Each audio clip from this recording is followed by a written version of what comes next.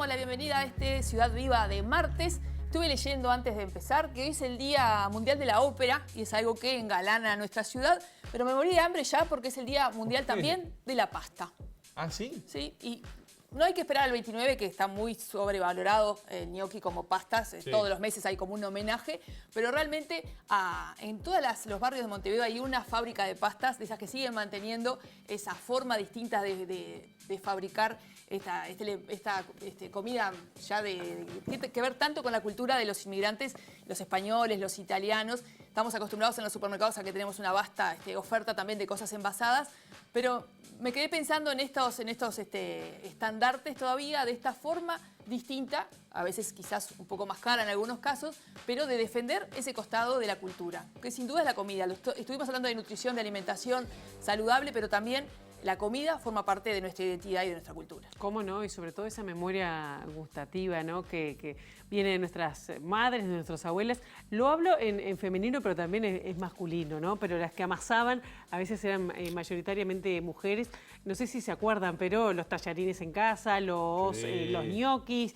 No sorrentinos no. El palito ese de madera. ¿Cómo no? Si me hacían meter el dedo y después. O el tenedor. No lo tenés y después también, lo haces en el tenedor. Pero yo tenía cuando era chica eso que me encantaba, ¿no? Pasarle el dedo. Ahora, si somos 2 o 3, lo puedo llegar a hacer. Sobre todo los tallarines, ¿no? Que en un momento supe tener hasta una máquina, pero luego después haces el rollo, tirás bien la masa y cortás con la cuchilla. ¡Qué maravilla! Y me quedan cintas, lo único. Pero es una comida bien nuestra, ¿no? Sí tiene mucho italiano. La tarantela. Y el problema son las salsas, ¿no? Que hay que tener como mucha inventiva para las salsas. Que si va con carne, que si va solo con tomate, que si va con puerro, que si va con... ¿no? La Caruso, que es nuestra. La Caruso, ¿no? Es nuestra. La Caruso que es de acá. Ah, mirá, no sabía que era de acá. Sí. Como el marsellés.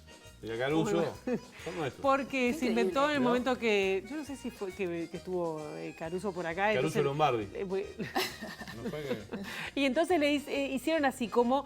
bueno, a ver, le presentaron una salsa especial y era crema doble, jamón y queso. Y bueno, ya se va su nombre y bien que lo hemos usado, ¿no? Pero qué rica. A mí la pasta me encanta. ¿Cuál es su preferida? Me gustan los sorrentinos. En realidad me gustan todos con una buena salsa y si no, aceite de oliva y queso. ¿Los ravioles o los tallarines? Tallarines verdes, comí con un buen tuquito. ¿De albahaca o de espinaca? No tengo ni idea, eran verdes, un tuquito que hizo mi vieja, riquísimo. Igual la mejor parte de todo esto es mojar el pancito en el tuco. Sin duda, no? Sin duda. Ya está. Me acuerdo de mi infancia, mi madre ya antes de la comida nos presentaba el pan con tuco. Esta era mitad de... qué rico. Una maravilla. Después te llenás comiendo pan con tuco, pero claro. Que esa era la idea, ¿no? Porque había pocos tallarines y había que repartir. Riquísimo, riquísimo. Aprovechamos. No como ningún local se dedica solamente a hacer tuco y... ¿no? Usted pasa a mojar el pancito. Qué buena idea. Yo la tiro. Me encantó. Aprovechamos a difundir los saludos de Marcelo Fernández en las redes sociales. Siempre que publicamos cosas, cada 1, 2 días, 3 días, viene algún beso a Marcelo a decir lo que lo extrañamos. Y es uno de los que nos manda fotografías, a veces de comida, desde algún lugar que está visitando. Así que un beso grande para ustedes. Eso de extrañar a alguien del equipo habla de una relación que hemos construido, así que estamos muy felices con eso. Les mandamos los saludos y hacemos ahora la otra parte de devolverles a ustedes este beso gigante de alguien que es parte nuestra, a pesar de que está hasta noviembre va a estar de vacaciones. Sí, ¿no? vuelve en breve. Vuelve en breve. Y a mí lo que no me gusta es que Marcelo se ha sacado fotos con animales, ¿no? Porque está acostumbrado, será, decís vos. No con pastas. Lo dice por la foto diaria que decimos acá, ¿no? No. Acá falta. Porque se ha sacado con moluscos de todo tipo. Con camello, con todo. No, con las que comen. Está en estos momentos recorriendo Galicia, que se come espectacular en el norte de España, pero en Galicia sobre todo. ¿Y se clavó un pulpito? Pulpos no, langostas, calamares, yo qué sé. ¿Cómo podés comerte algo que conoces? Y además te lo pones así con la carita. Bueno, generalmente pasa eso. Usted dice, claro. ¿Cómo? Ahí me perdí. ¿Cómo podés comerte, deglutir algo que conoces el rostro? No puedo entender. O alguien que tiene nombre una vez. Pasa también que después te das cuenta y dices, mira. Puede decir que si conocemos una vaca no podemos... No, pero no hagas relación con la vaca. Hay gente que tiene en el interior tiene relación con una vaca. No le puedes poner nombre y después comértela. Y sí, tienen una vaca, le dan leche, la cuidan. Bueno. queso. Conozco esas historias del con interior. ovejas también, No. claro. Yo me refería al vínculo cuando tenés 1 o 2 vacas, las cuidás como si fuera un tesoro que dan leche y Pero le pones nombre y después te la comes. No la comen ahí, en ese caso no. No. Yo conocí un chancho que yo no lo comí, pero se llamaba Federico y fue... El chancho se es acercaba Federico. a saludar y un Y día fue a Federico no manejar. estaba. Federico, ¿qué pasó con Federico? Y bueno, Lo tenés y en la más parrilla. allá sí. Se fue de gira, Federico. Yo está en no el soy cielito. animalista realmente, pero no podés generar una relación con nubes. Y está. No. Ya si lo pensás, ya te lo cuestionás, ¿no? De por sí, ¿no? Es un ser vivo. Pero imagínate si generaste una relación de afecto. No lo puedo entender, pero bueno, Como está. los pollos, cuando éramos chiquitos que teníamos pollitos. Pero le ponías No, nombre. no me diga eso que tengo un trauma bárbaro. En la escuela, en el colegio. ¿Cómo no? Teníamos, cada uno tenía su pollito, el más negrito, más amarillito. Un bataraz. No, eso Pero, es doloroso. ¿qué? ¿Pero le hicieron eso de criar un pollito cuando era chica? Obvio. A mí también, pero tengo una muy mala experiencia. Se le morían todos. No es que se me moría. No, te escucho un ay acá. No, de verdad, me pasó que me dio mucha pena. Yo soy muy bichero, quiero decirlo. Pero me dio mucha pena. El pollito dormía en una caja al lado mío. ¿Cómo no? Entonces, claro, Lo aplastó. se ve que evidentemente en la noche le dio frío, el pollito se aviva, se sube a la cama y me ¿Lo desperté aplastaste? y estaba calentito. Pero no. Pobrecito. Sí, me dio mucha pena. Un saludo. Estaba ahora en el cielo de los pollitos, ¿verdad? Hace muchos años. Era cuando tenía horrible. pelo, incluso. Sabés imagínense. que estamos hablando de esto, pero el mundo va, y el país también va hacia esto de revisar un poco las conductas de consumo. Hay estaba leyendo un informe de línea, mirando más que leyendo, mirando una conferencia de prensa en la que se presentaban algunas placas que hablaban de que el 12%, por ejemplo, de los uruguayos era vegetariano, o se declaraba vegetariano, que son cosas distintas a veces, ¿no? Entonces, tiene que ver también con esa revisión de ciertas conductas que tenemos con respecto al mundo animal. Bien. Sí.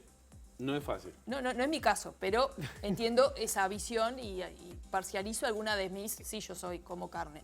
Qué difícil que es además integrar una cultura como la nuestra, como la uruguaya, que alguien, por ejemplo, en la familia o en una amistad o lo que sea, diga soy vegetariano, ni que hablar de vegano porque te hace reformular todo lo que puede ser un momento de encuentro, ¿no? Y hay gente que... voy a decirlo cambiando de tema, que no tiene mucha opción, porque la carne es un producto que es relativamente caro, a pesar de estar en nuestra idiosincrasia, y con los datos que saca el Instituto Cuesta Duarte, hablando de estos 160.000 trabajadores que ganan menos de 15.000 pesos por mes, uno también hace revisar todo eso, ¿no? Por eso a veces hemos migrado a carnes más económicas, como por ejemplo la carne de cerdo, ¿no? Que en su momento también la de pollo, que ahora también está carísimo, ¿no? Sí. Pero bueno, son datos que impresionan. Estos de ¿Cuál es el promedio de salario que maneja el Cuesta Duarte? No, 160.000 personas en Uruguay ganan menos de 15.000. ¿Te das cuenta que con ese dinero no pagas un alquiler? Ah, no. O sea, es muy difícil, imagínate, parar la olla con tan poca plata, ¿no? Sí. Y 500.000 personas tienen un trabajo principal, ¿no? Con un salario menor a 25.000. ¿No te das cuenta que no hay cortes de carne baratos, no hay canasta inteligente, no hay nada que resista, con ese salario nada que resista? No hay precios bajos para, en el momento de país que estamos hablando de realmente de pobreza por más que tengas trabajo. Sí, claro, exacto.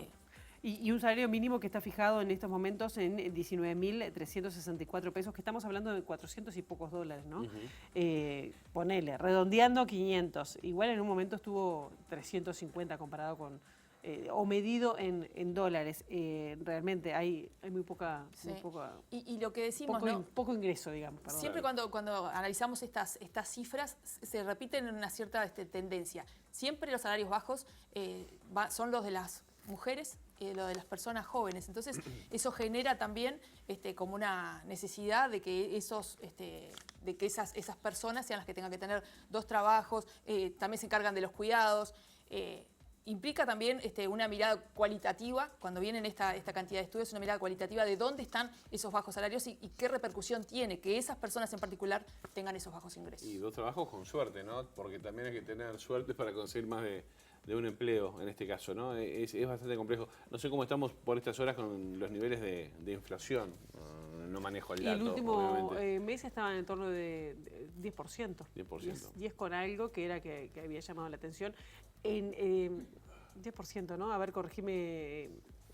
Betania ya nos va a actualizar, pero bueno. Pero ¿a qué voy con esto de la inflación? Que uno se da cuenta de los niveles anual, ¿no? Voy a decirlo. de la inflación cada vez que vas al supermercado, por ejemplo, ¿no? O sea, vos ves la variación de precios, ahí te das cuenta cómo la inflación, uno puede decir, nada, yo no sé nada de economía. Ahí es cuando pega en el bolsillo, cuando vos vas al super y compraste lo mismo y te sale mucho más caro, ¿no? Estamos complicados ahí. Y una de las cosas que también refiere este informe, que dice, los ingresos laborales han caído y el mercado laboral uruguayo continúa exhibiendo problemas en relación a la calidad del empleo. Entonces, otra vez, esta mirada, sí en los números, pero también en la parte cualitativa, de qué tipo de empleos estamos hablando. En algún momento hubo una explosión de la migración, se decía, hay una determinada cantidad de trabajos que el uruguayo... Y hoy por hoy ese descenso también se ve en ese tipo de cosas. Acá nos están soplando. Estaba bien, no estaba tan alejada. No estaba nada en alejada. los últimos 12 meses casi 10%, 9 con algo. Es un montón, sí. Es un montón. Bueno, vamos a dejar este tema brevemente de lado porque es un tema que es recurrente, lamentablemente. Pero vamos a salir a las calles. Hoy no tenemos a nuestra compañera Sofía Umbre, pero de todas maneras sí le vamos a mostrar cómo está Montevideo a través de las cámaras del Centro de Gestión de Movilidad. Estamos en Punta Gorda, ¿no? Ay, si qué no ganas. me equivoco. Sí.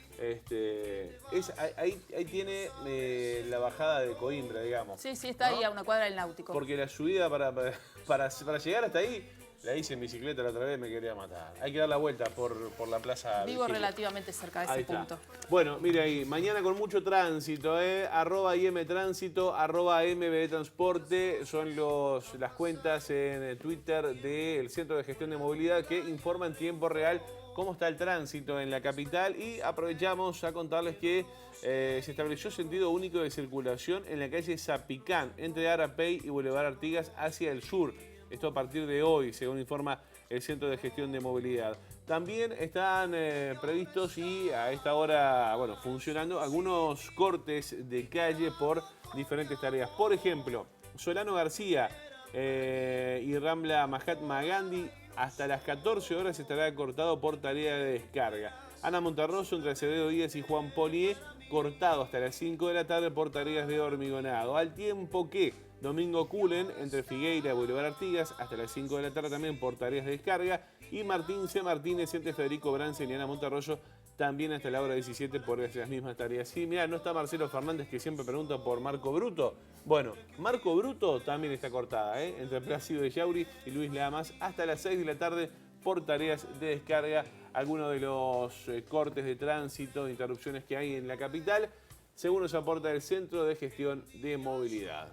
Qué hermoso ver las distintas postales de las esquinas de Montevideo. Veíamos la ruta, veíamos el centro, veíamos el del departamento y ver esa ciudad viva, pero tan verde. La verdad que uno ve en esas postales que tenemos el privilegio de vivir en una capital, pero que en una capital llena de verde. Qué ventaja esto de poder mostrar ciudad en el programa, ¿no? Sí, divino. Divino, bueno, sí. Está bueno.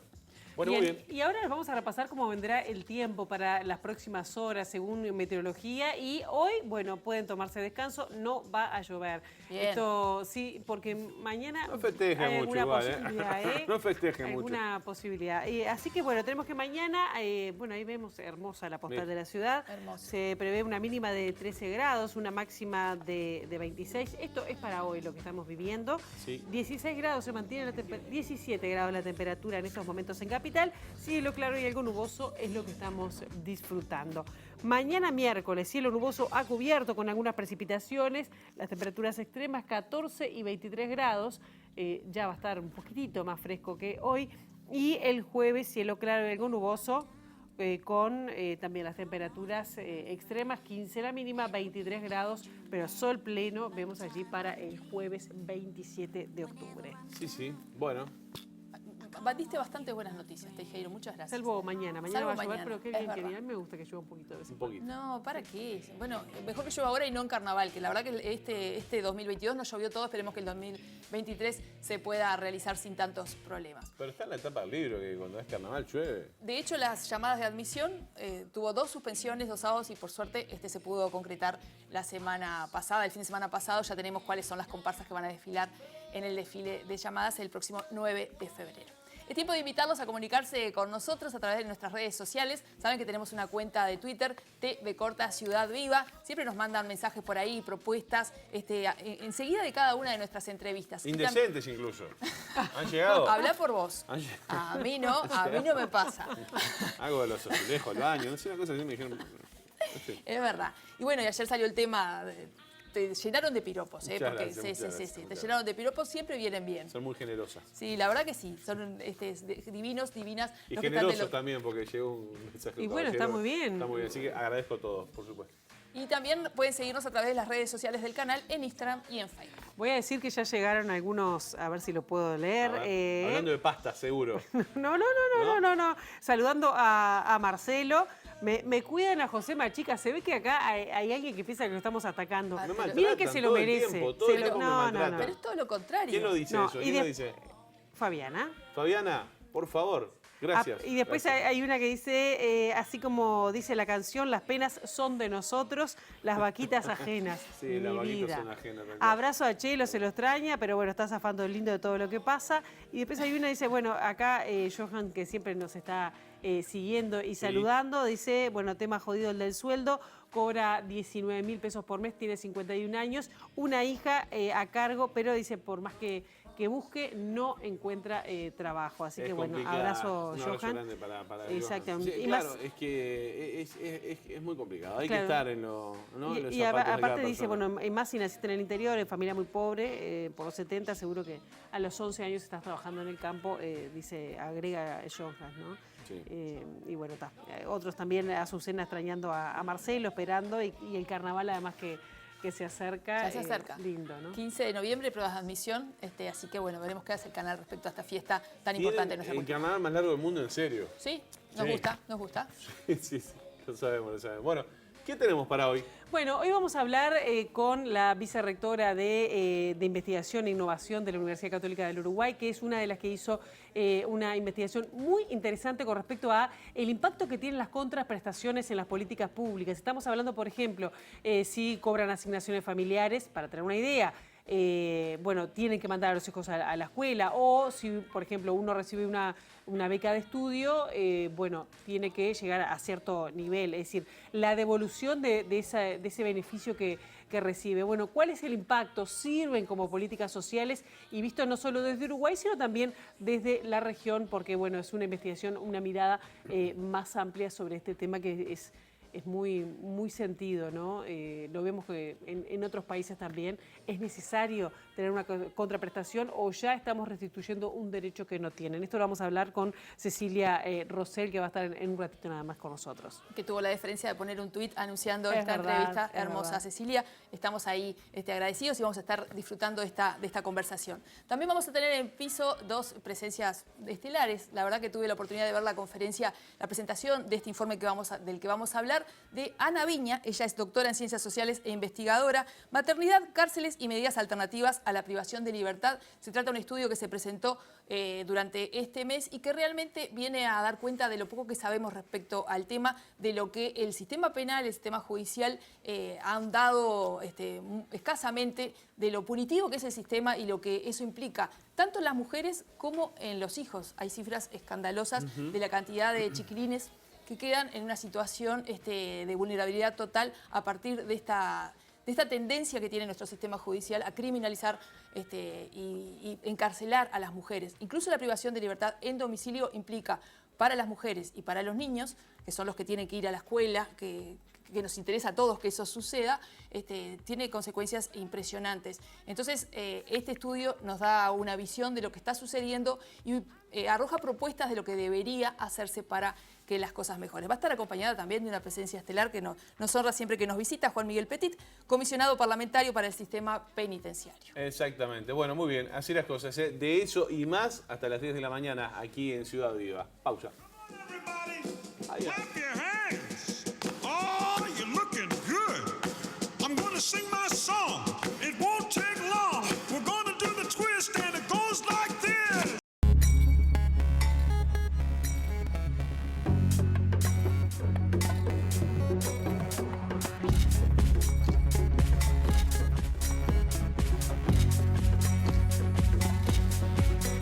Faltan 4 minutos para las 9 de la mañana, lo hemos anunciado, Tania ya lo contó de alguna manera. El pasado 12 de octubre se presentó esta consultoría que hacíamos referencia, esto fue en el Palacio Legislativo.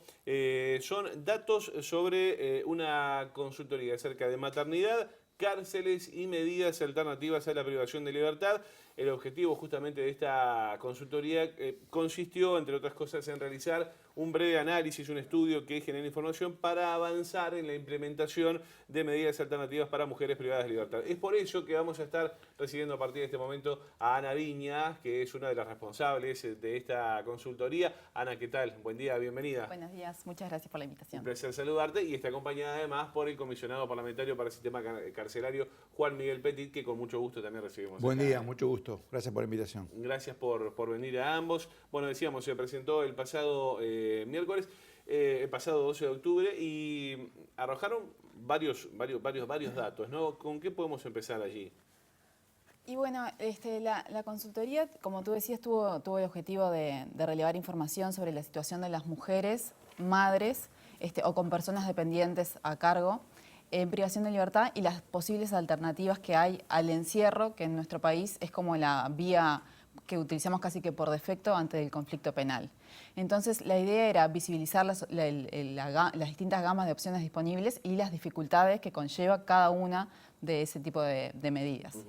Entonces, lo que hicimos fue, con ayuda de la Oficina del Comisionado Parlamentario, solicitar datos a los distintos actores del sistema de... Con ayuda más de Naciones Unidas, que fue quien Capaz que sí contar un poquito el marco de la consultoría antes de Alto Comisionado de arrancar. Derechos Humanos y el Programa de Naciones Unidas para el Desarrollo financió un conjunto de temas que nos preocuparan para lograr evidencia, para que gente de alto nivel investigativo y pujante, nuevas generaciones, entre las cuales está Ana Viña, nos pusieran en evidencia para pensar mejor. Bueno, y... Lo explicó muy bien. Y lo que hicimos básicamente fue eso, acceder o solicitar datos de los distintos actores del sistema de justicia penal, el Poder Judicial, el Instituto Nacional de Rehabilitación, la Fiscalía General de la Nación, también la Oficina del Comisionado Parlamentario, y complementar esos datos cuantitativos con entrevistas en profundidad tanto a informantes calificados como a mujeres que estuvieran atravesando estas situaciones. Y en ese sentido se realizaron, bueno, una cantidad de entrevistas, pero 10 concretas a diferentes mujeres que están en situación de reclusión, pero con diferentes medidas. Sí, en realidad algunas de ellas están privadas de libertad en establecimientos de reclusión. Nosotros en nuestro país tenemos un único establecimiento destinado a madres con hijos, que es la unidad número 9, que está en Montevideo y opera en Montevideo y el área metropolitana. Y después lo que sucede en el interior del país, en algunos departamentos, es que las mujeres están albergadas en los mismos establecimientos que comparten con los hombres y en algunos casos, a su vez, algunas de ellas con sus hijos e hijas. En el momento en el cual se llevó adelante la consultoría, Salto era la unidad que albergaba mayor cantidad de mujeres con hijos en el interior del país. Entonces lo que hicimos fue concentrarnos en la ciudad de Salto y en Montevideo y el área metropolitana. Y ahí entrevistamos a mujeres que estuvieran privadas de libertad en estos establecimientos, que estuvieran atravesando la privación de libertad en su domicilio, porque también ahí hay toda una discusión, ¿no? Parece que la prisión domiciliaria no fuera un tipo de privación de libertad y en realidad lo es, la persona está recluida en su domicilio. Y después mujeres que estuvieran con otro tipo de medidas alternativas, como trabajo comunitario y demás. ¿Esto les permitió generar un perfil? Porque veíamos en el estudio que algunas concordancias de estas mujeres que, por ejemplo, tenían una convivencia de vida con la prisión, que los delitos, la enorme mayoría son delitos que no revisten violencia, que es el hurto y el estupefacientes, el tráfico de estupefacientes menor. ¿Qué perfil les dio a ustedes? ¿Qué datos te gustaría resaltar de todo ese estudio? Sí, bueno, lo primero y más importante, que capaz que ya a esta altura es obvio, pero siempre conviene decirlo, es que las mujeres tienen un rol muy marginal en el mundo del delito, ¿no? Son un 7% de las personas privadas de libertad constituyen un 11% de las imputaciones. Y a su vez, además de ser pocas, tienen menores niveles de reincidencia que los varones. Y están sobre representadas, como tú decías, en 2 tipos de delictivos, que son los delitos vinculados a estupefacientes y los delitos de hurto. 3 de cada 4 mujeres que están presas están por estos 2 tipos de delitos, que son 2 delitos no violentos y delitos motivados económicamente. Lo que informa este relevamiento que hicimos es súper consistente con otros antecedentes. Por ejemplo, un informe que hizo la Oficina del Comisionado Parlamentario el año pasado sobre prisión domiciliaria asistida, donde mostraban los bajísimos niveles de peligrosidad de las mujeres que están hoy en día privadas de libertad y sus bajos niveles de reincidencia. Y cómo además los riesgos, los factores de riesgo delictivo están mucho más asociados a la cuestión ambiental y contextual más que a factores individuales. Entonces, tomando en consideración toda esta información, concluimos, que el tipo de respuesta que estas mujeres necesitan pasa por otro lado, pasa por un shock de políticas sociales que tiene que ver con políticas de empleo, políticas de vivienda, políticas de cuidado, y que lejos de eso, la reclusión no solo no genera esos efectos deseados que buscamos, sino que muchas veces genera efectos perversos o negativos, tanto sobre ellas como las personas que dependen de ellas para su vida. Claro. De tus palabras logro entender, lo que se desprende es que muchas veces estas mujeres que terminan encarceladas o con medidas alternativas se ven arrastradas por la situación. No es que lo generan directamente ellas. Sí, ahí hay estudios sobre trayectorias delictivas y tanto a nivel nacional como internacional, y la evidencia que pudimos recabar en este estudio también es concluyente con eso, es que el inicio del delictivo de las mujeres es posterior al de los hombres. O sea, si bien el delito es un fenómeno relativamente juvenil, en el caso de las mujeres se da de modo más avanzado a su edad, y muchas veces está vinculado a sus vínculos. A sus vínculos afectivos y en particular a hombres de su entorno, sea su pareja, sea algún familiar, que digamos, colabora en ese inicio delictivo de las mujeres. Hay del estudio de esta consultoría, una de las cosas que más me llamó la atención es ese filtro, esa realidad distinta que ves cuando pones el filtro de la mujer. La mujer protagonista en las visitas son las que van más, entonces cuando ellas están presas son menos visitadas. La mujer siendo solidaria, llevando a la escuela, haciéndose cargo del hijo de la mujer que está presa. Incluso la mujer que está con prisión domiciliaria, también cómo lleva al chiquilín a la escuela. Ese enfoque, y es pregunta para los dos, ¿está en nuestra realidad judicial, penal, en todas las aristas que se le pueden dar a esta visión de por qué es importante tratar distinto a lo que es distinto? Bueno, yo creo que estamos en un proceso en donde uno ve todavía, mira para atrás y se da cuenta que todo lo que se recorrió, pero justamente en una perspectiva de igualdad de todas las personas y los géneros, obviamente afuera de la cárcel todavía falta mucho, adentro de la cárcel, que alguna vez que inclusive lo he dicho acá, es igual, pero como el fútbol, jugar igual que jugar en Montevideo, pero en la altura de La Paz, o sea, mucha más presión, mucho más extremo todo, mucho más complejo todo. Los mismos fenómenos, mucho más complejos. Claramente hay mucho para hacer en lo judicial, muchísimo para hacer en lo judicial. El Poder Judicial tiene mucho para hacer, mucho también para innovar en materia de perspectiva en estos temas. Y creo que todo lo que estamos en esto tenemos que tratar de aportar información y aportar evidencia, porque esta información es muy clara, es muy nítida lo que está pasando. No es solamente una cuestión de deseos, de habría que buscar mecanismos para tratar diferente a las mujeres, porque el delito de las mujeres es muy diferente, la privación de libertad, su contexto social, el sostén de vínculos que tienen es muy diferente que los hombres que caen privados de libertad. Pero la evidencia rompe los ojos y frente a eso lo que hay que hacer es tratar de buscar acuerdos, articulación y construir una política pública también y una política criminal que no es fácil porque hay dos realidades. Efectivamente, las mujeres son mucho más vulnerables, las mujeres sociopenalmente vulnerables están muchas veces, como decíamos, manipuladas y hay una ola que las lleva por delante y las termina empujando hacia la cárcel, algunas lo deciden, en fin, todo ahí hay todo un tema larguísimo sobre la libertad, el contexto, etcétera. Pero también es cierto que, por otro lado, hay algunas transgresiones que cometieron. Y hay como dos vasos comunicantes, las medidas punitivas y, por otro lado, las medidas sociales en la comunidad.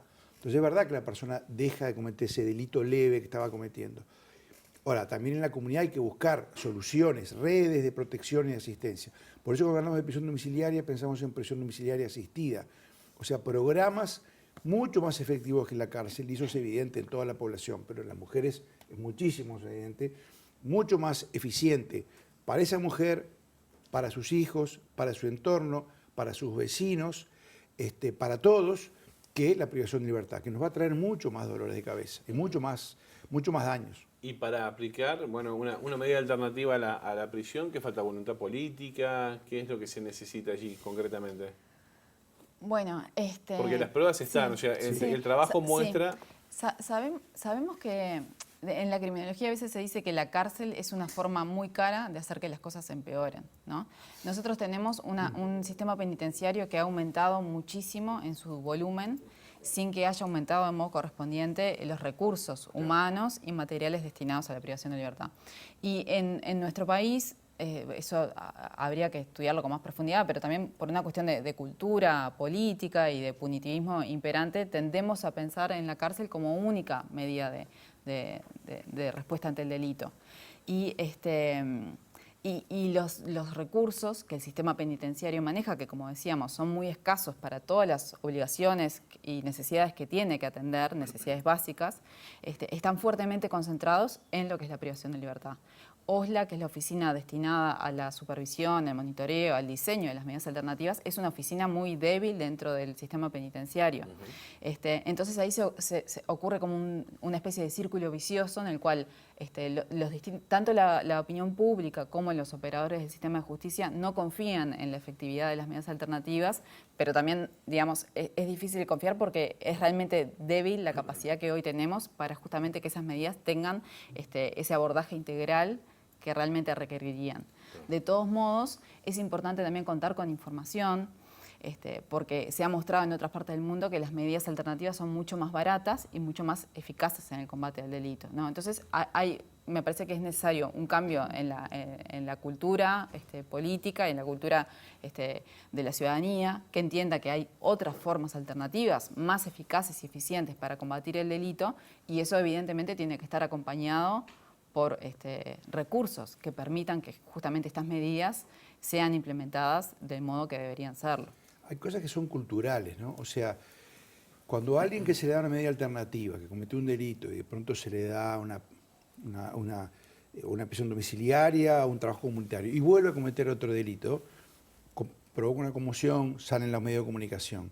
Todos los días hay decenas de personas que pasaron por la cárcel y vuelven a cometer delitos y salvo que sea un delito muy extremo, no son noticias. O sea, la ineficacia de rehabilitación y de integración que tiene el sistema carcelario, que para muchos casos es necesario que siga existiendo. Yo no creo en el abolicionismo, creo que es una meta de la humanidad, pero yo creo que obviamente hay gente que no puede circular o no puede circular por un tiempo, pero las medidas alternativas es un tema también de cultura, de mejorar lo que hay, que tengan asistencia, que tengan control, que tengan seguimiento, que tengan orientación, que sea con trabajo, con tratamiento, que no sea solamente no ir a la cárcel.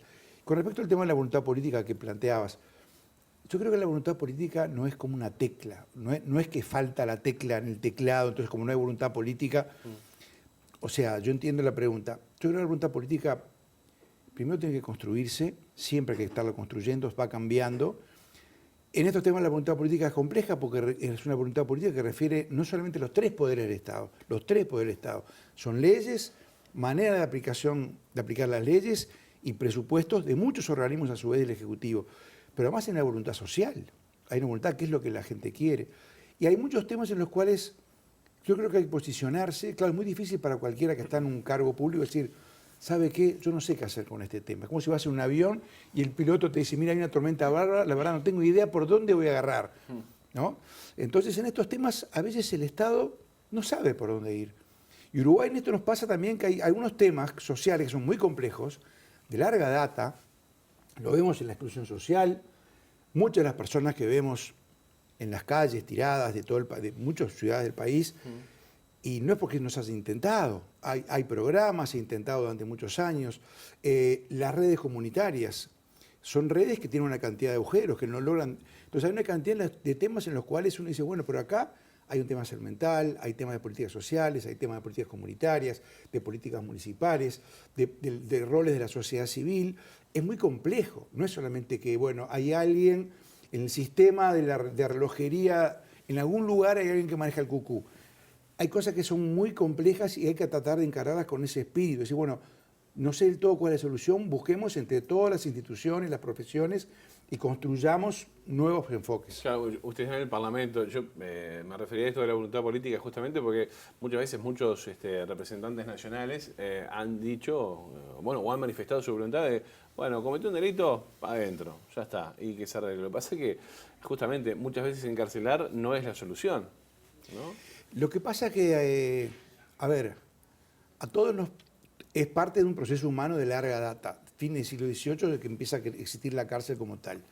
A nosotros, al ser humano, lo que le sale, o sea, la justicia por mano propia tiene miles de años. La Declaración Universal de Derechos Humanos, las bienaventuranzas tienen algunos siglos, y en el caso de la Declaración, en algunas decenas de años. Entonces, a uno lo que le salen, a todo lo que nos sale, es...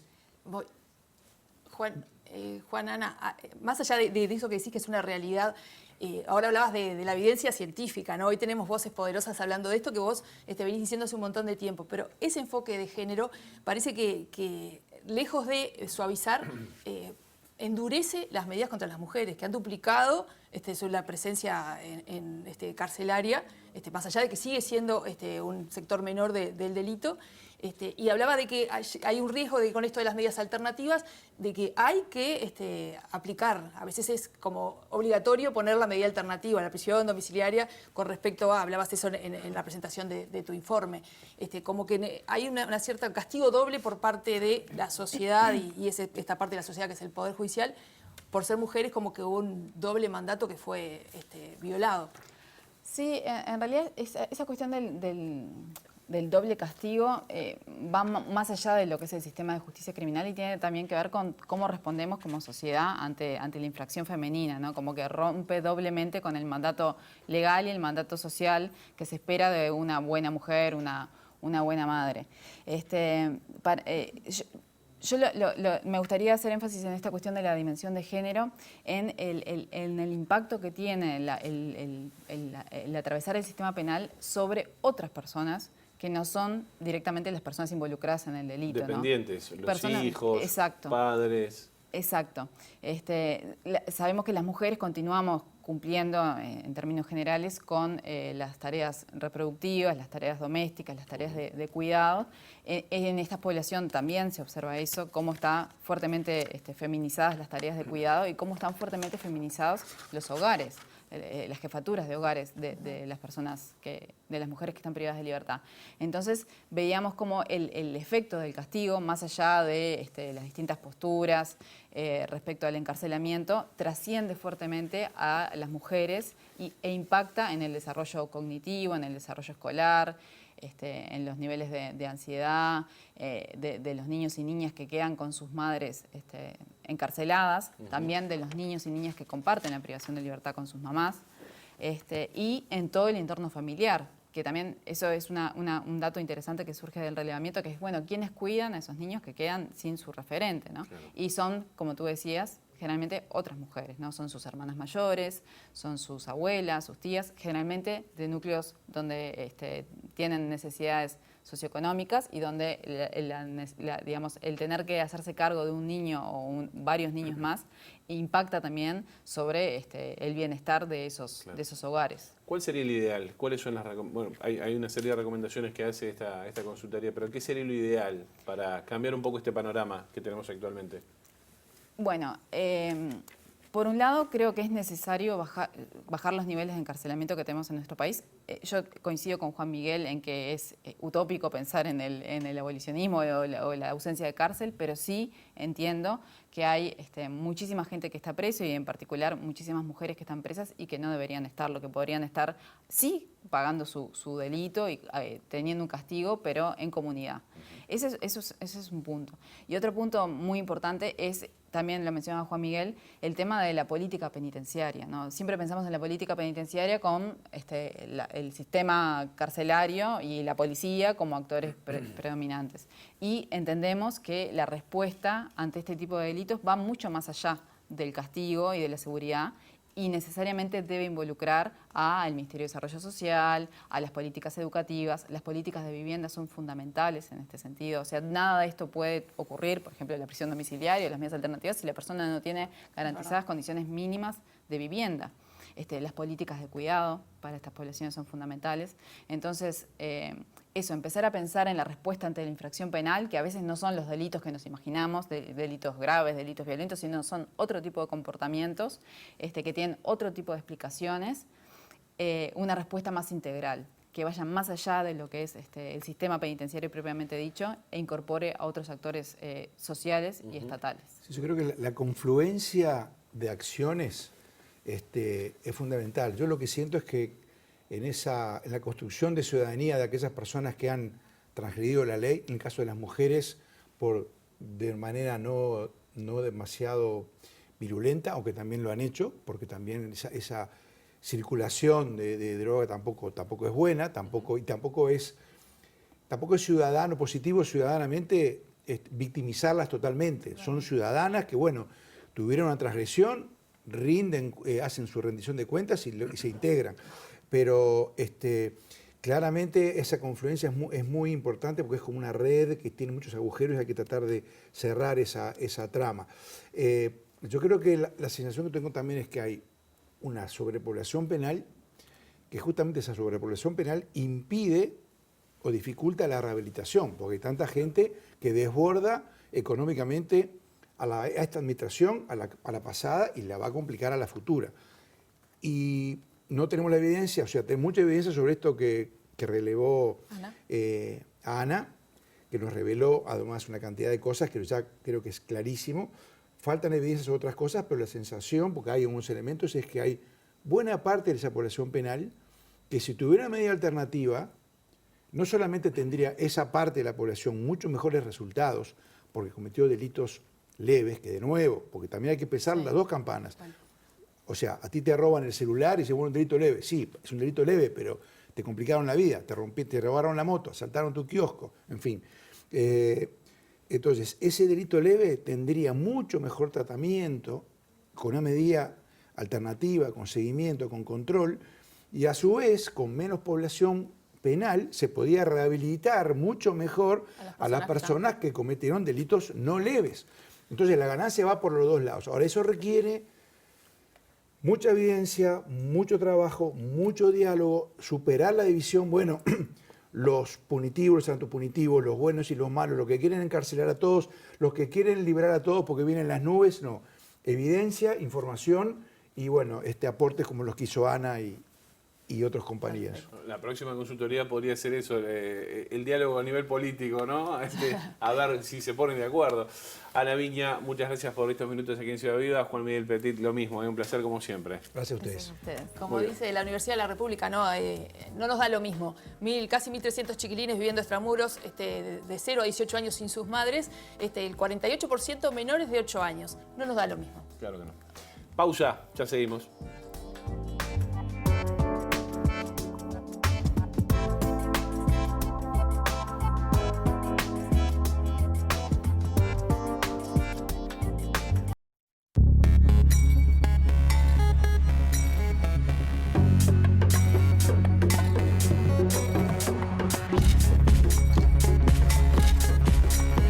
Ya tenemos el gusto de recibir a Cecilia Rosell, investigadora del Departamento de Ciencias Sociales de la UCU, Universidad Católica del Uruguay, para hablar de las contraprestaciones de las políticas públicas, de las políticas sociales. ¿Cómo anda, Cecilia? Bienvenida. Muchas gracias por la invitación. Bien, ustedes van a presentar en esta jornada un trabajo que ya lleva, ya por lo menos un par de años, que tiene que ver con las prestaciones sociales. A ver, el condicionamiento de beneficios sociales en América Latina, modelos y economía política. Esto parece mucho, pero llegado al punto es cuando te dan un beneficio, cómo el ciudadano tiene que responder, ¿no? Exacto. ¿Desde qué hipótesis parten ustedes? Bueno, las contraprestaciones o condicionalidades, se les llama de varias maneras, son dispositivos que se ponen en las políticas sociales a nivel internacional y también en Uruguay, para que la persona pueda mantener el beneficio, ¿no? El ejemplo más claro, más notorio, es el de las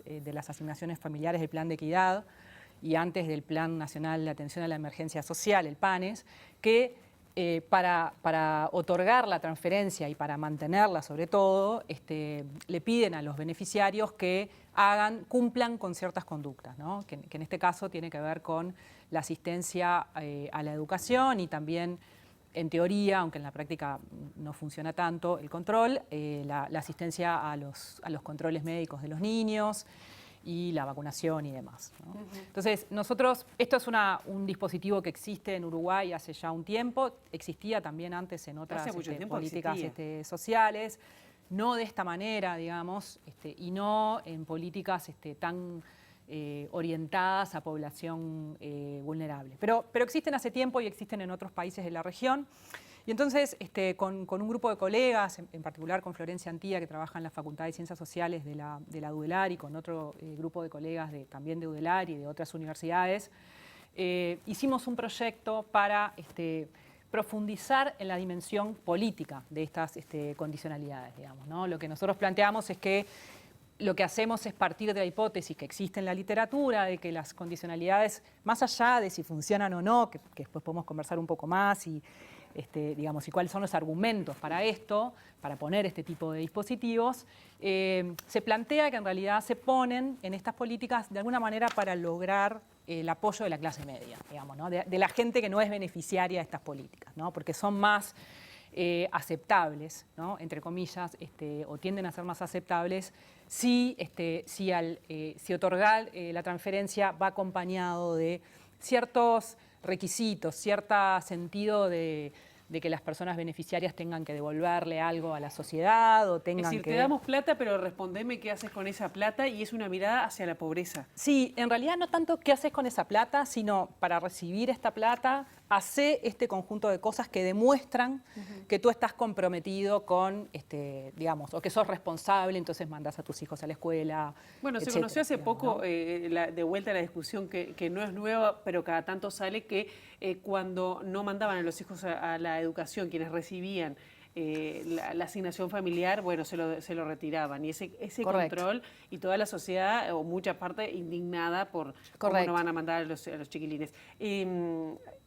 Para ir como a alguno de los puntos que por lo menos me interesaba cuando leía el material, ¿sirve este tipo de esta exigencia, este tipo de contraprestación a un beneficio como en este caso? Bueno, en realidad la evidencia en Uruguay muestra que hay un pequeño efectillo, digamos, un pequeño movimiento de la asistencia educativa a partir de las transferencias, no así de las condicionalidades, ¿no? Porque no tenemos en realidad evaluaciones que permitan separar, digamos, el efecto de recibir el dinero del efecto de que exista este requisito al recibir la transferencia. Entonces, en realidad, la evidencia en Uruguay no es muy contundente y a nivel internacional tampoco.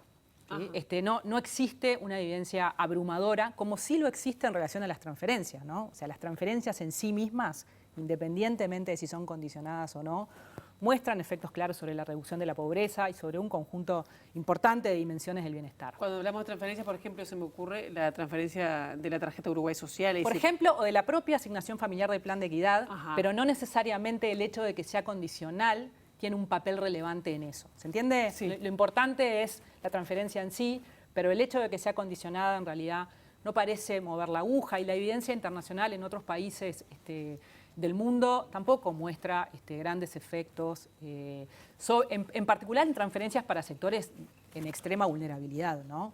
Claro. No tanto en otro tipo de políticas. Igual en otros países se usa más que en Uruguay. Pienso que, por lo que veía, en otros países se usa, por ejemplo, en el seguro de paro o el seguro de desempleo, que tengas que ir a hacer cursos. Eso acá no está directamente en el mundo propuesto. desarrollado, las condicionalidades existen en la política social, existen hace mucho tiempo. En general, donde existen es en políticas, como tú decías, seguro de desempleo u otras que están dirigidas a una población que está de alguna manera integrada, ¿no? Este es un punto importante. No es lo mismo condicionar, ¿sí?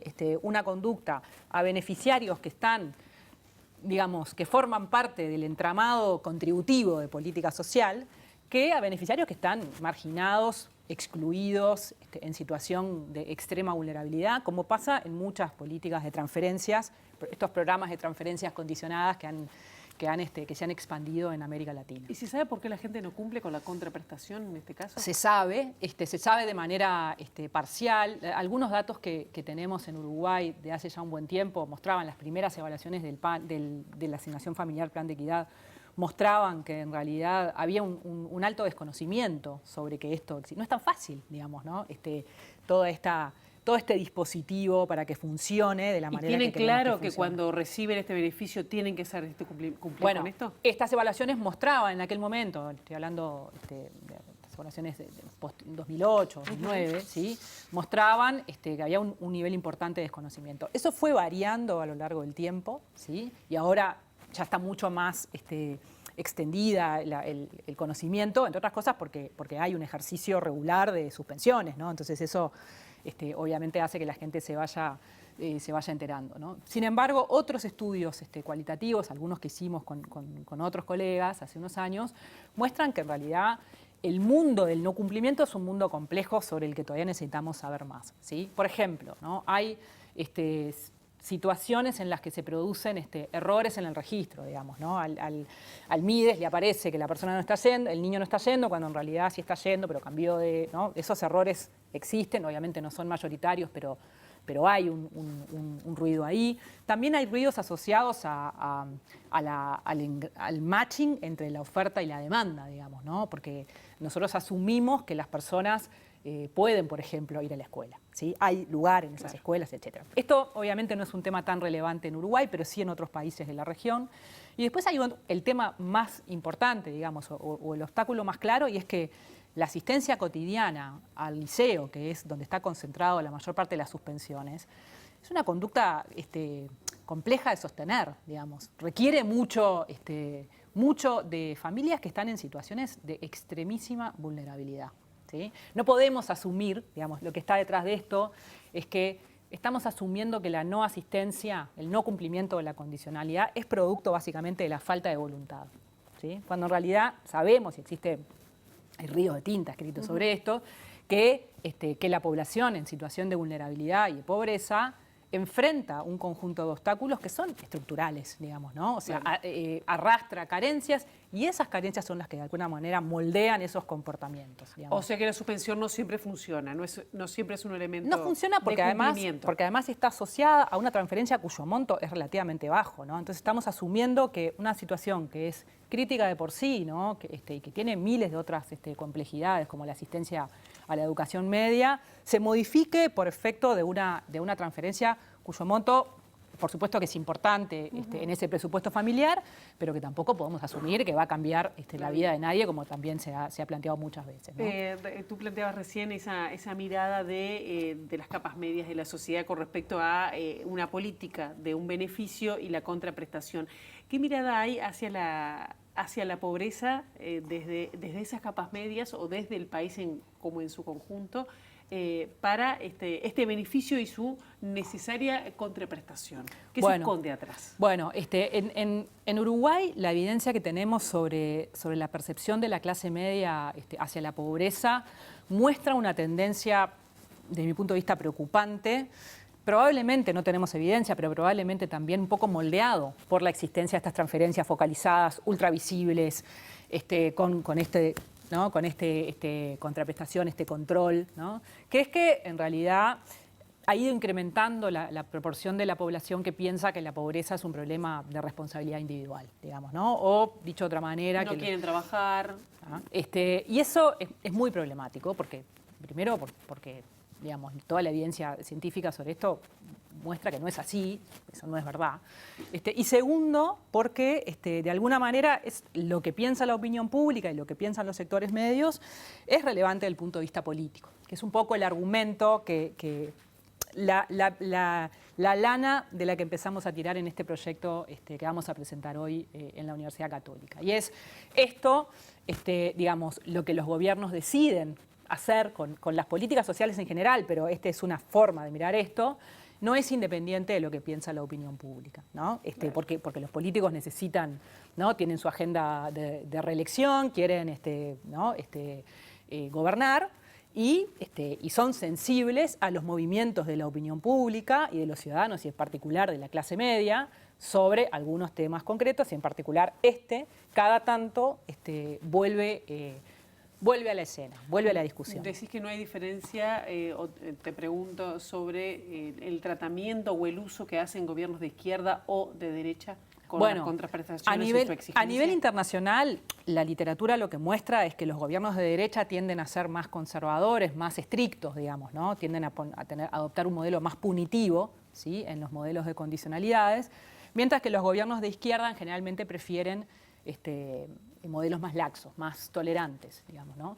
Pero claro, eso en un escenario en el que no hay en el que el tema de las condicionalidades no es contencioso o no entra al espectro a la escena de la competencia electoral, ¿no? Cuando eso pasa, los gobiernos de izquierda enfrentan una cierta tensión y existen casos en los que situaciones en las que pueden irse hacia modelos más punitivos, que es, por cierto, la tendencia generalizada, digamos, ¿no? No estamos ante una situación en la que la tendencia en el mundo o en América Latina sea hacia bajemos, ¿no? Vayamos hacia modelos, por ejemplo, de renta básica o transferencias no condicionadas. Más bien estamos yendo, la evidencia lo muestra, hacia modelos más restrictivos, con más reglas, donde cada vez se establecen como con más precisión los criterios para el cumplimiento, ¿no? ¿Se entiende? Sí.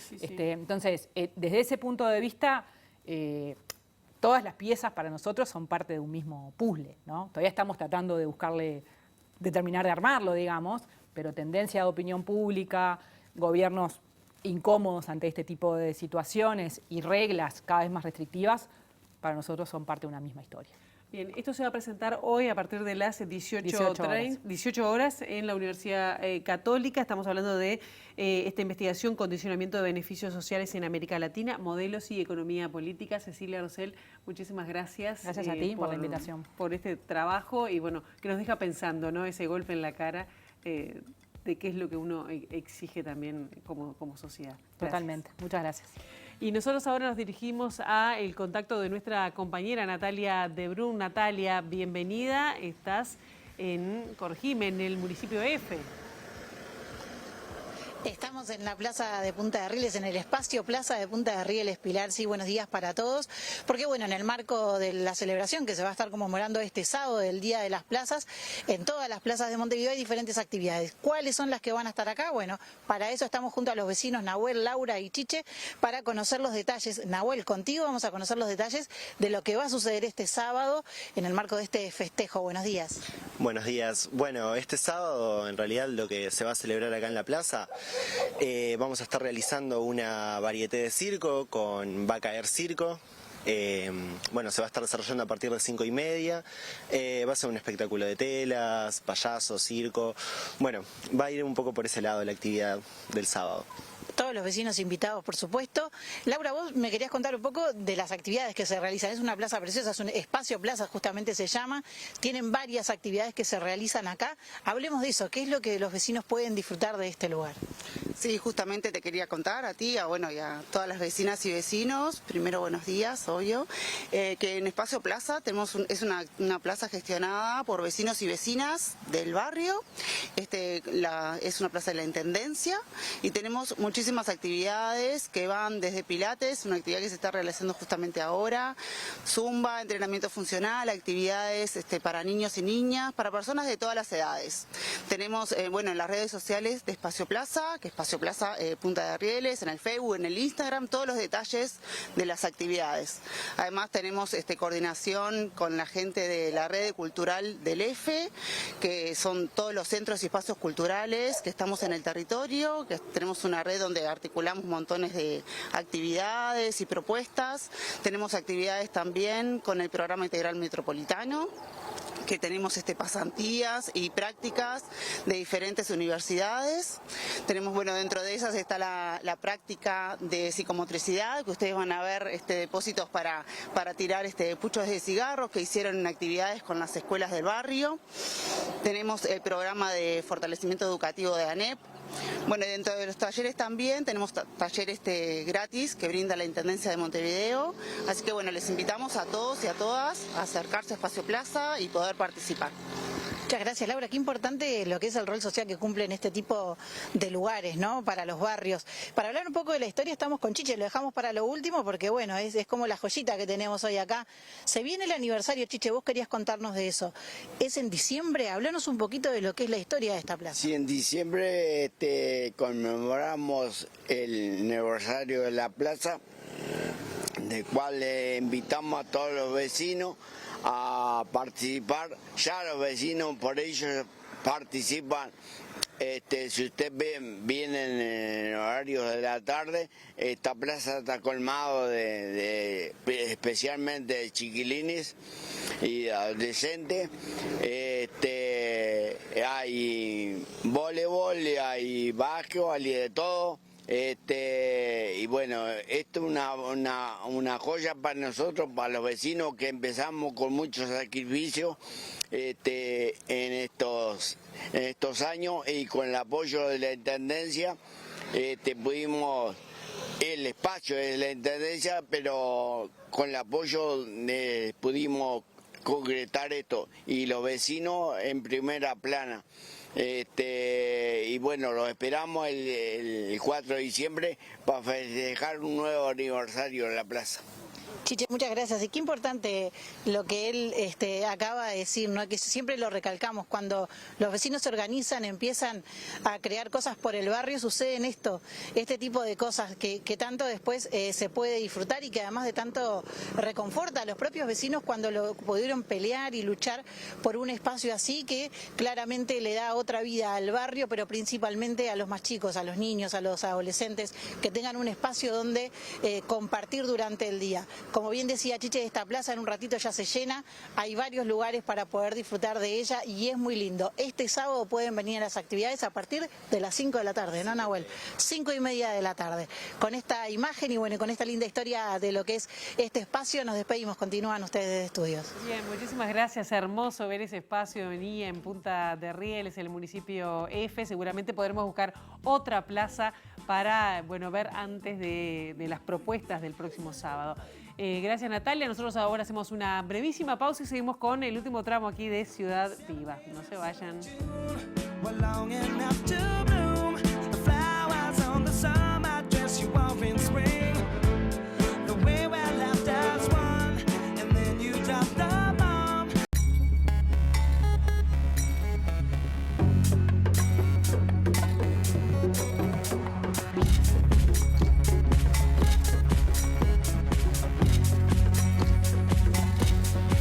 Grados la temperatura en Montevideo, mañana soleada, salimos una vez más de los estudios de TV Ciudad, ahora al encuentro del móvil de Luca Veloz. Adelante, Luca.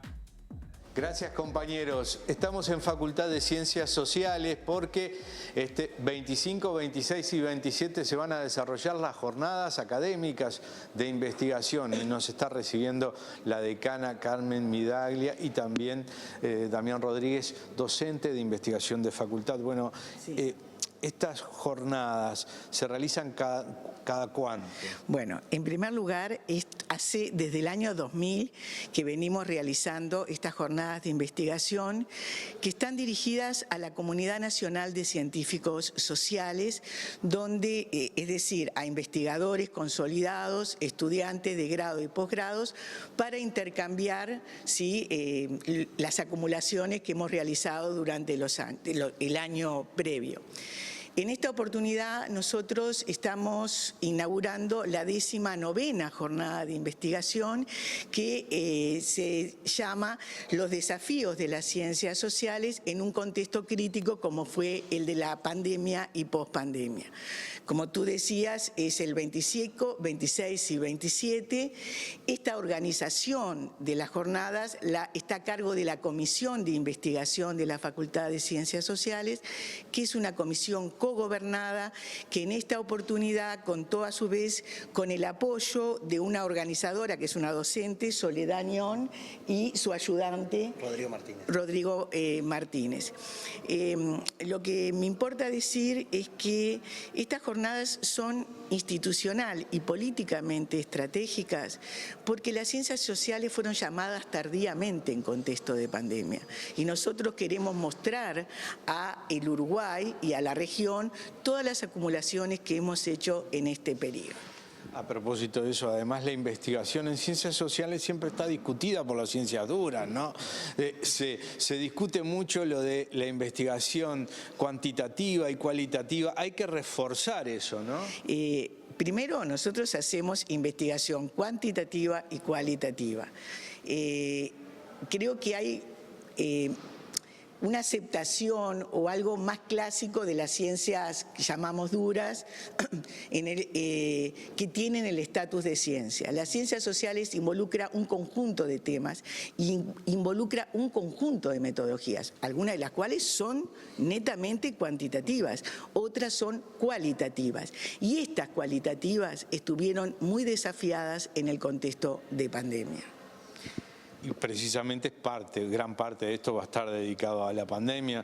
¿Ustedes lo van a trabajar? ¿De qué forma? Bueno, nosotros, como decía recién la decana Midaglia, lo que hicimos desde la Comisión de Investigación fue organizar justamente las jornadas en 3 días, básicamente con 2 grandes mesas centrales donde justamente los investigadores y docentes de facultad, pero también investigadores de otros centros, van a poder demostrar justamente los trabajos realizados en un contexto de pandemia, pero también las implicancias en un mundo o en un contexto de pospandemia.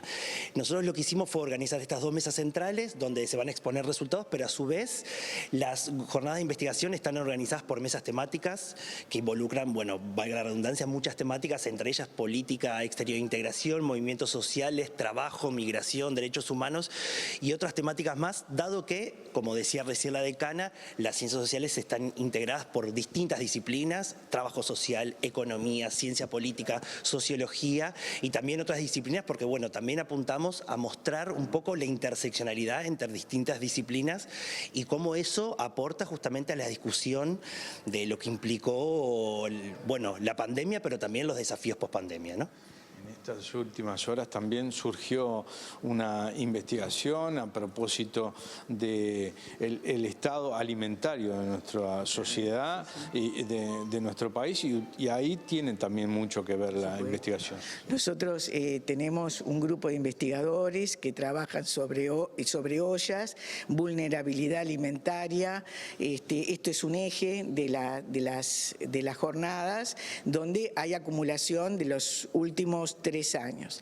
Me importaría precisar una cosa que usted me preguntó cuando dijo, bueno, siempre se discute si son ciencias. Nosotros estuvimos más desafiados en términos de obtener información que respalde lo que hacemos, porque tenemos información cuantitativa, pero nosotros hacemos entrevistas, hacemos encuestas y no las podíamos hacer. Incluso las telefónicas estaban permeadas por la situación de convivencia cuando llamábamos a los hogares. Estuvimos desafiados realmente de manera muy fuerte, ¿no? Bueno, incluso los datos que nosotros llamamos primarios, como el de las encuestas, ayudas fueron difíciles de obtener y menos aún ir a determinadas comunidades que están en situación de vulnerabilidad. Entonces se nos vio muy restringida. Sin embargo, tenemos muchas cosas para decir. La situación alimentaria, cómo funcionan las ollas, la estructura de vulnerabilidad, cómo está operando el mercado de empleo, los cambios que tuvo, el ciclo de acción y de poca actividad que tuvieron los movimientos sociales, que han tenido los movimientos sociales. ¿Qué pasa también, por ejemplo, en el ámbito político? ¿Cuál es el rendimiento del gobierno? También las políticas sociales que se llevaron a cabo, cuántas son continuidad, cuántas son renovación, cuántas están pesadas para la coyuntura, cuánto supera, si fueron suficientes en relación a la situación efectiva que estamos y comparativamente con otros de la región y comparativamente con los países desarrollados.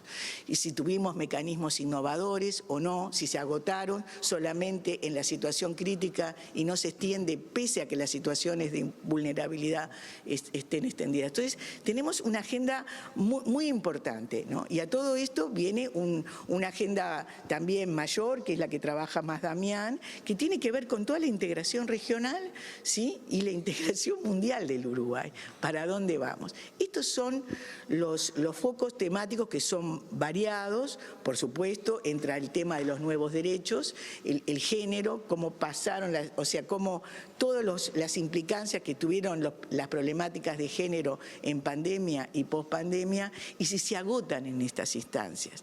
Las problemáticas étnico-raciales, todos estos temas son los temas sociales y les aseguro que son científicos, aunque intenten realmente decirnos que no somos científicos. Somos científicos y tenemos evidencia empírica de todo, ¿sí? Con diferentes bases de datos, ¿no? Algunos que son netamente cuantitativos y otros que son cualitativos, que hacen a la investigación mundial. En materia de metodología estamos en la punta. Estamos igual, porque acabo de venir a un seminario en Europa, igual que Europa, que Estados Unidos. Estos son las ciencias sociales. El problema es que hay gente que no le gusta las ciencias sociales, ni la ciencia política. Eso no lo podemos evitar. Respecto a estos datos sobre la alimentación y la discusión que se da a veces con el gobierno, sobre las cifras, esta investigación que surgió en estos últimos días, bueno, arroja que el 15% de la población tiene inseguridad alimentaria. Es una cifra muy grande de nuestro país. Sí, sin duda. En realidad, como decía la decana recién, justamente vamos a tener la oportunidad en este contexto de las jornadas poder justamente problematizar esa cifra que realmente es bastante preocupante y bueno, cuáles fueron también un poco los factores que llevaron a volver a tener esa cifra y para eso, como decía la decana recién, contamos con un grupo de expertos y de expertas que van a poder problematizar eso y desde un abordaje científico y problemático y quizás comparando con algún otro contexto, cuáles son los desafíos y quizás los escenarios de implicancia para poder mejorar la situación, ¿no? En esta parte que planteaba Damián, generalmente la situación de vulnerabilidad y de inseguridad alimentaria se compara en relación a la región y se compara con la historia nacional. Uno de los puntos comparativos es la crisis del 2002, ¿no? A ver si estamos igual, peor, cuáles fueron los instrumentos adoptados, ¿sí? Porque en realidad, y si fueron suficientes, si las inversiones realizadas fueron suficientes para superar o para mantener, o tal vez en esta fase que los datos dan por encima de lo que estaba esperado, pero bueno. Muchísimas gracias a la decana Carmen Midaglia, también a el docente entonces por esto, Rodríguez, y bueno, el 25, 26 y 27, más que interesantes estas jornadas. Perfecto, Luca, muchas gracias por tu trabajo allí, también el equipo. Nosotros ahora seguimos con otros asuntos aquí prácticamente en el final de Ciudad Viva, ¿eh? Y ni tan prácticamente. Estamos cerrando como siempre con esta agenda cultural que nos encanta brindarles para que salgan y se apropien de la ciudad. Por ejemplo, de la sala Citarrosa, porque mañana miércoles a las 10 de la mañana llega a esta sala Soñar Robots, esta película uruguaya que se trata sobre una revolución a la que se enfrentan un grupo de jóvenes pertenecientes a localidades del interior rural del Uruguay que se involucran con la robótica, que cambia literalmente sus vidas. La tecnología se vuelve un fenómeno que despierta la misma pasión que el fútbol. ¿Será? El film es dirigido por un amigo de la casa, Pablo Casacuberta, que publicó 10 obras de ficción y ganó el Premio Nacional de Literatura Uruguaya en 2 ocasiones. Además, en 2007 fue elegido como uno de los 33 jóvenes escritores más prometedores de América Latina. Las funciones serán este miércoles, como decíamos, a las 10 y a las 14 horas con entrada libre en la sala Cita Rosa. Muy lindas las imágenes, ¿no? Divino. Realmente interior rural, me encantó. Y tengo otra recomendación, y esta vez estoy hablando de territorio. Se presenta mañana, en el Teatro Solís a las 21 horas, una obra de María Gadú, Liliana Herrero, Silvia Pérez. Las autoras crearon una fusión de canciones y poesía a través de la geografía. Ven, ahí se ve en pantalla. Partieron de la base de que es necesario volver a ellas e interrogarlas, lo que se plantean como un desafío en esta obra musical que busca representar los territorios. El concierto recorre obras fundamentales de compositores como Caetano Veloso, Atahualpa Yupanqui, Fernando Cabrera, Federico García Lorca, entre otros. Esto es, entre otras figuras, además del repertorio popular. Además cuenta con la participación especial de Diego Rossi en guitarra y voz. Esto se presenta el jueves a las 21 horas en el Teatro Solís. Qué divino. Muy bien. Voz, guitarra y voz, no voz con yo pensé que Z, la no con guitarra y voz. yo. Está perfecto. Bueno, una más tiene que ver con Pedro Aznar, porque va a estar presentando su nuevo disco, Flor y Raíz, la nueva obra del cantante, compositor y poeta argentino. Es un recorrido por sus grandes éxitos. El disco reúne tesoros musicales y poéticos de Uruguay, Argentina, Chile, Brasil, Perú, Cuba y México. El repertorio incluye el tema Reverdece, que grabó junto a Soledad. Se puede escuchar en todas las plataformas digitales y ya está en formato físico en todas las disquerías. El disco fue grabado en vivo en la Usina del Arte. Esto fue en marzo del año pasado. La cita en vivo será el jueves a las 21 horas en el auditorio Adela Reta. Así las cosas. Pedro Aznar, ahí está, tocando, mire. Bien, no voy a dejar de recordar algunos de los comentarios o de traer aquí algunos de los comentarios que surgen de las redes sociales, en este caso de Facebook, que Ana María recuerda a su madre haciendo los tallarines y dice, se le cae una lágrima, abrazo para Ana María, pero decir, las pastas dieron que hablar porque nos traen al hoy ese recuerdo de comidas compartidas, ¿no? Totalmente. La mesa llena de harina. Ayer nos pasó con Mocedades también, eso de llevarte a la infancia. Vos no, No te lo vi, rías, no lo vi. que tenés el pecado de la juventud todavía, pero nosotros nos lleva a nuestros padres, a lo que escuchábamos en la radio en aquellas épocas. Así que un beso grande a todos ustedes porque se cuelgan con esos viajes nuestros al pasado a través de un grupo musical o de una comida como son las pastas en este Día Mundial. Qué lindo, ¿eh? Bueno, mañana volvemos con Aquí está su disco, aquí en la pantalla de TV Ciudad. Un saludo a la gente de Monte Carlo. Gracias por estar. Nos vamos, ¿eh? Mañana volvemos, 20 tempranito, 8:30. Que pasen bien. J.M. Live.